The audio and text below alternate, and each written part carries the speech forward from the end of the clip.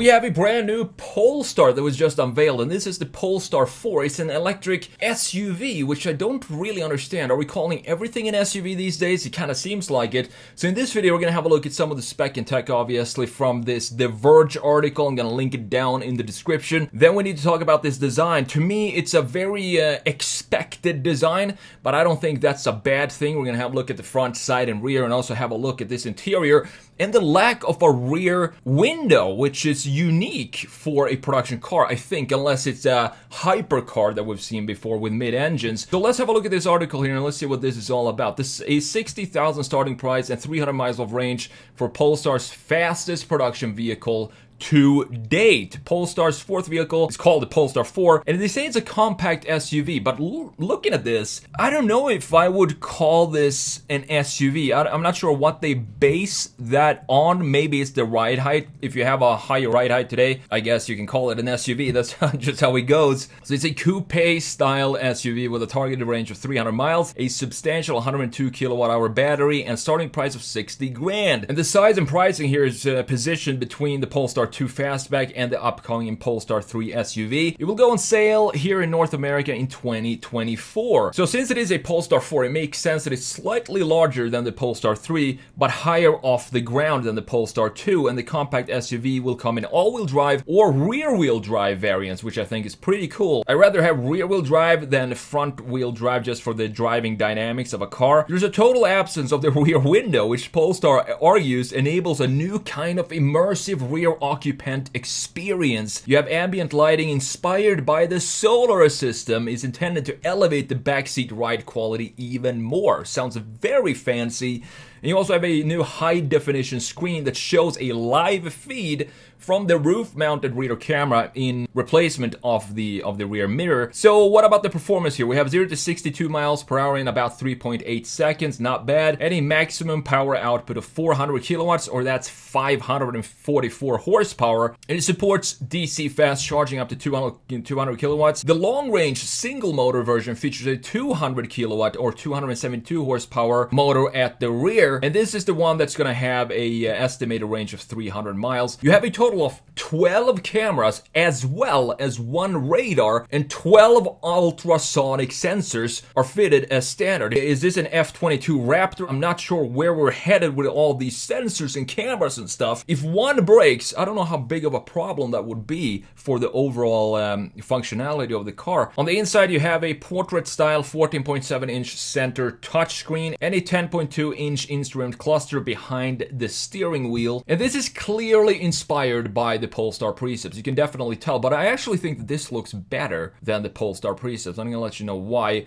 right now when we jump in to Photoshop. So let's have a look at this Polestar 4 and what's going on here with this design. It reminds me of a modernized Polestar 2, because it feels like this is, I don't know what they call a Polestar 2, but this looks like a modernized Polestar 2. I love the graphics that we have in Polestars today. I think they have one of the strongest brand identity, not just in the graphics, but in the overall design philosophy and the shapes and the surfacing of this car. It's weird because I think the Polestars here, they look very product designy, very edgy, and industrial design more than automotive design, but at the same time we have a clear front face that has an expression to it, and we also have these lines that kind of breaks up the product designness of this car and adds some line flow and some emotion to the overall design, even though it looks very sharp all around. You can clearly see that this was inspired by the Precept concept. We have the same kind of front fascia, then we have this panel here. I guess they still have all the sensors, or a majority of them, in this panel. Looks like we have a camera right here as well for the side view, and I'm sure there is some sort of technology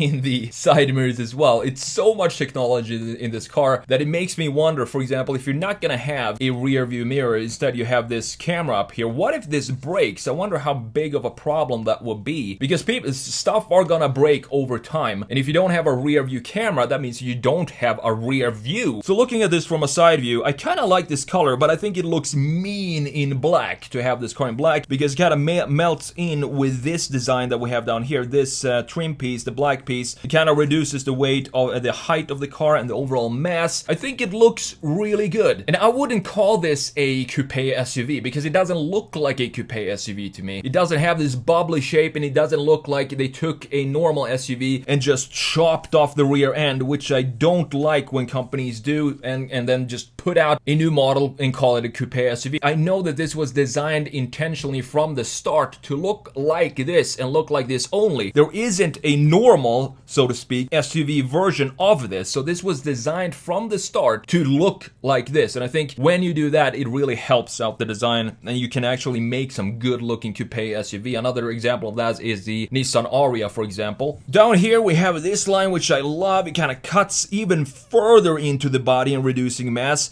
and it looks pretty dynamic because it's not static. It doesn't go the same angle here in this area. It actually continues backwards, and then we have this treatment of the surface which almost creates a arrow going backwards and creates a forward movement for this design. I really appreciate that Polestar is having this EV-ness to their designs, very product designy, but they don't forget about the automotive aspect of design. And one key detail to that is this sharp shoulder line that we have right here. Adding this line just does so much to this design. If this were to be smooth, it would be, to me, just another EV. And then we have the sharpness in the rear end as well, and we have the sharpness in the front going into the front graphics. Very cool looking car, but as I said, I would probably get this in black because I think it looks so mean. Looking at the rear end here, this light bar that we have in the rear, or this entire treatment, reminds me a lot of the Porsche Taycan, because we have the same kind of integration here that we have in the Taycan. And what I mean by that is we have the light bar, first of all, which is very Porsche-like, but we also have this chamfer underneath it, which is also very Taycan-like. And I really like the look of this when we don't have a rear window. It looks very futuristic and very solid looking at this design. In addition to that, we also have several layers of horizontal lines. You have this line right here, then you have the wing or the spoiler, lip spoiler up here. You have another similar line down here, and last but not least, the one at the bottom. And this creates a very wide looking design from a rear view. I think it looks really good all around this car, and they have clear graphics, clear proportions that identify this as a Polestar immediately. It doesn't really matter what part of the car you're looking at, you instantly know that this is a Polestar, and that means that it is a very strong brand identity for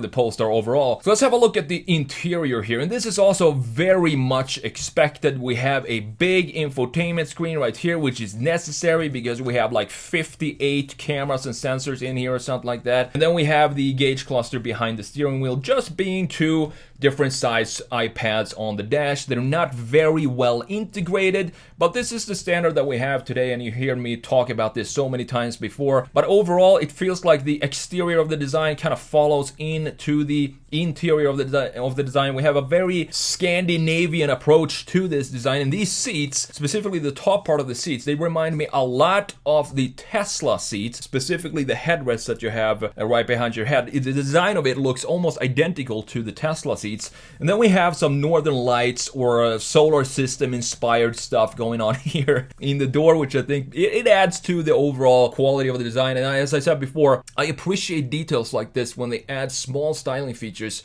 into the design of the car that doesn't necessarily have to be there, but it's just for the sake of beauty and styling, and we need more of that in specifically in today's EV interiors. So this is not a rear view mirror here. This is actually a screen that has a live feed from this camera up here. It doesn't record anything. It's just a pure, strict live feed going from the camera in the rear to this, which they say is going to give you a more wider angle for the rear view. I guess that's from functionality standpoint, it's a cool idea. I'm just a little bit worried about when or if it's going to break and what happens to the overall electronics in the car if one component breaks. I want to hear your thoughts on this design. Are Polestar maybe becoming a little too narrow when it comes to their designs? Because all of the cars look pretty much the same. It's a complete opposite to what BMW is doing, where every single model looks completely different from each other. Here, it's a complete different approach. Everything looks very tight when it comes, and they stick within these set of rules when it comes to design. I think it's good for brand identity, and I actually think it's a good idea overall for brands to do this, hammer in on their key graphics and key proportions to create a solid identity for the brand.